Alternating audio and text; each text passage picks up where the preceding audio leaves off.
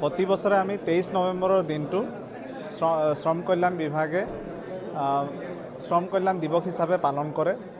আমি সকলোৱে গম পাওঁ যে সেই দিনটোতে আমাৰ সন্তোষ কুমাৰ ৰত্নদেৱৰ জন্ম হৈছিল আৰু তেখেতৰ জন্ম দিৱসৰ লগত সংগতি ৰাখি শ্ৰম বিভাগে প্ৰতি বছৰে শ্ৰম কল্যাণ দিৱস হিচাপে উদযাপন কৰি আহিছে।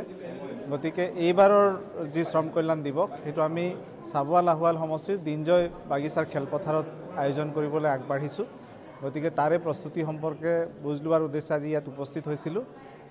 অনুষ্ঠানটো কেনেকৈ হ'ব, ক'ত পাতিব লাগিব, কি কথা, গোটেইখিনি কথা আজি বিস্তৃতভাৱে আলোচনা কৰা হ'ল। আজি অহা 23 তাৰিখে আমাৰ শ্ৰমিক দিৱস হিচাপে আমাৰ মাননীয় মুখ্যমন্ত্ৰী মহোদয়ে ইয়াত আমাৰ যি শ্ৰমিক দিৱস উপলক্ষে যি ব্যৱস্থা আমি কৰিছোঁ ইয়াত, আৰু ইয়াত আমাৰ এৱাৰ্ডীসকল থাকিব।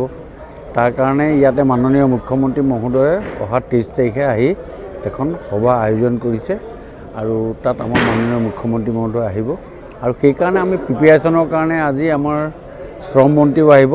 বিশেষকৈ এই গোটেইটো শ্ৰম মন্ত্ৰীৰ দ্বাৰা গোটেই বস্তুটো তত্ত্বাৱধান কৰা হৈছে আৰু শ্ৰম বিভাগৰ দ্বাৰা কৰা হৈছে। আৰু সেইকাৰণে আমি আজি এখন প্ৰিপেৰেশ্যন কৰিলোঁ, কেনেকৈ কি ধৰণৰ হয় এখন সভা পাতিলোঁ আৰু আমি আজি ভেনু আহিলোঁ।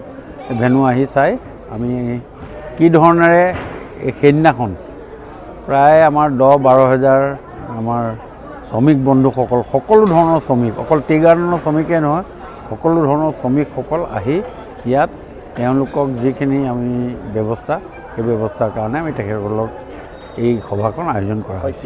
কিমান সংখ্যক শ্ৰমিক সমাৱেশ হোৱাৰ সম্ভাৱনা? আমি 12,000 আহিব বুলি আমি ধৰিছোঁ। 12,000 মান ব্যৱস্থা কৰা হৈছে।